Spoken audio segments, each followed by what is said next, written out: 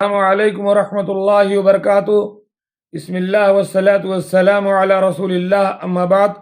پیش خدمت ہے پارہ نمبر 18 کے مضامین کا خلاصہ۔ 18ویں پارے کا آغاز سورہ مومنون سے ہوتا ہے، جس میں اللہ تعالیٰ نے مومنوں کے اس گروہ کا ذکر کیا جو جنت کے سب سے بلند مقام فردوس کا وارث بننے والا ہے۔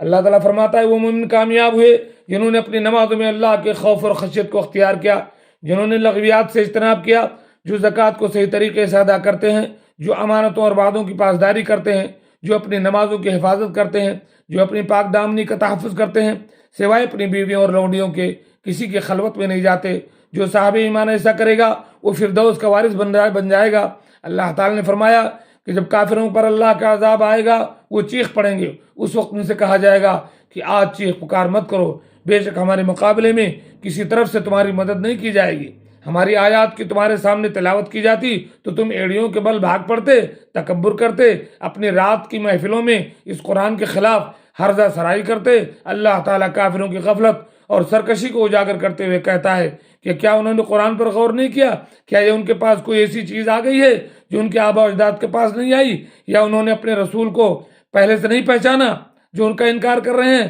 اللہ تعالیٰ اس حقیقت کو واضح فرما رہا ہے کہ رسول اللہ صلی اللہ علیہ وسلم کی سابقہ زندگی ان کے سامنے ہے، اس لیے ان کو صادق اور امین اور رسول کا انکار نہیں کرنا چاہیے، اور صرف اس وجہ سے قرآن کو رد نہیں کرنا چاہیے کہ ان کے آبا و اجداد کے عقائد سے مطابقت نہیں رکھتا۔ ان کو حق پر مبنی دعوت پر غور کرنا چاہیے، اللہ کی اس وحی کو دل و جان سے قبول کرنا چاہیے۔ در حقیقت وہ یہ چاہتے تھے کہ حق ان کی خواہش کے تابع ہو جائے، حالانکہ اگر وہی ان کی خواہش کے تابع کر دیا جائے تو زمین و آسمان میں موجود ہر چیز فساد کا شکار ہو جائے۔ اس صورت میں اللہ تعالیٰ نے بتلایا کہ بعض لوگوں کا یہ گمان ہے کہ ہم نے ان کو بغیر وجہ کے پیدا کر دیا ہے اور انہوں نے ہمارے پاس پلٹ کر نہیں آنا ہے، حالانکہ یہ ایک حقیقت ہے کہ انسان کو مرنے کے بعد دوبارہ زندہ کیا جائے گا اور وہ اللہ کی بارگاہ میں دوبارہ پیش ہوں گے اور ان کو اپنے کیے کا جواب دینا ہوگا۔ اس صورت کے آخر میں ارشاد ہوا کہ جو کوئی بھی غیر اللہ کو پکارتا ہے اس کے پاس ایسا کرنے کی کوئی دلیل نہیں، اور اس کا حساب پروردگار کے پاس ہے، اور اس نے کبھی کافروں کو کامیاب نہیں کیا۔ سورہ نور میں اللہ تعالیٰ نے فحاشی کی روک تھام کے لیے زنا کی سزا مقرر فرمائی ہے۔ اللہ تعالیٰ ارشاد فرماتا ہے کہ زانی اور زانیہ غیر شادی شدہ کو 100 کوڑے مارنے چاہیے، اور اس گناہ کا ارتکاب شادی شدہ مرد یا عورت کرے تو حدیث پاک میں ایسے مجرم کے لیے پتھر سے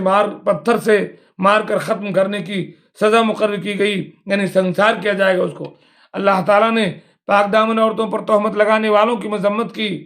اللہ تعالیٰ فرماتا ہے کہ جو لوگ پاک دامن عورتوں پر تہمت لگاتے ہیں اور پھر 4 گواہ کو پورا نہیں کرتے، ایسے لوگوں کو 80 کوڑے لگنے چاہیے، اور مستقبل میں ان کی کوئی گواہی قبول نہیں کرنی چاہیے، اور ان کا شمار فاسقوں میں ہوگا۔ اللہ تعالیٰ نے سورہ نور میں حضرت عائشہ کی برات کا اظہار فرمایا اور قیامت تک آنے والے اہل ایمان کو ازواج مطہرات کی حرمت اور ناموز کے بارے میں باخبر کیا۔ اللہ تعالیٰ نے اہل ایمان کو یہ بھی سمجھایا کہ اہل ایمان کو ایک دوسرے کے بارے میں اچھا گمان رکھنا چاہیے، اور اگر کوئی کسی کی کردار کشی کرے تو سننے والے کو فوراً پہلے کردار کشی کو تو بہتان سے تعبیر کرنا چاہیے، اور اس بات کو سمجھنا چاہیے کہ اگر واقعہ پر 4 گواہ موجود نہ ہوں تو الزام تراشی کرنے والا اللہ کی نظر میں جھوٹا ہے۔ معاشرے میں برائی کی روک تھام کے لیے اللہ تعالیٰ نے اس پارے میں مومن مردوں کو اپنی نگاہیں جھکانے کا حکم دیا، مومن عورتوں کو اپنی نگاہیں جھکانے کے ساتھ ساتھ پردہ کرنے کا حکم دیا، اور محرم رشتہ داروں کے سامنے کے علاوہ تمام لوگوں سے اپنی زینتیں چھپانے کا حکم دیا ہے۔ اللہ تعالیٰ نے غیر شادی شدہ مرد کی شادی کا حکم دیا۔ ارشاد فرمایا اگر کوئی شخص فقیر ہو تو نکاح کرنے کے نتیجے میں اللہ اس کو غنی کر دے گا۔ اللہ تعالیٰ نے فرمایا کہ اللہ تعالیٰ زمین اور آسمان کو روشن فرمانے والا ہے۔ اللہ تعالیٰ اپنے نور کے ذریعے جس کو چاہتا ہے ہدایت کے راستے پر گامزن کرتا ہے۔ اللہ تعالیٰ نے ان مردوں کا ذکر کیا جو تجارت اور سوداگری میں مشغول ہونے کے باوجود اللہ کے ذکر سے اور نماز سے غافل نہیں ہوتے۔ اللہ تعالیٰ نے صحیح ایمان رکھنے والے مومنوں کا ذکر کیا کہ جب ان کو اللہ اور رسول کے احکامات کی طرف بلایا جاتا ہے تو وہ جواب میں کہتے ہیں کہ ہم نے سنا اور اطاعت کی، اور صحیح کامیابی انہیں صاحب ایمان لوگوں کے لیے ہے، انہیں صاحب ایمان لوگوں کے لیے۔ اللہ تعالیٰ نے اہل ایمان سے وعدہ کیا ہے کہ جو لوگ ایمان اور عمل صالح کے راستے پر چلے گا،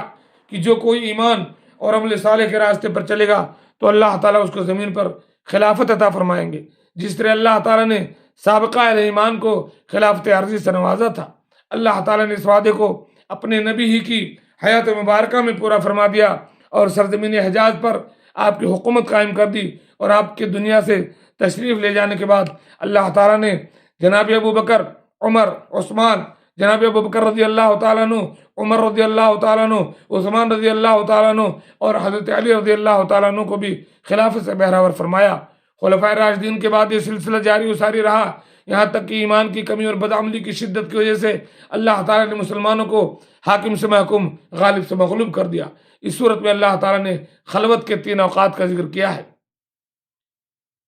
3 اوقات ممنوعہ میں کسی کے گھر جانا درست نہیں ہے، ایک وقت عشاء کے بعد، دوسرا فجر سے پہلے، تیسرا ظہر کے بعد۔ ان 3 اوقات میں کسی کے گھر جانے کا عمل درست نہیں ہے۔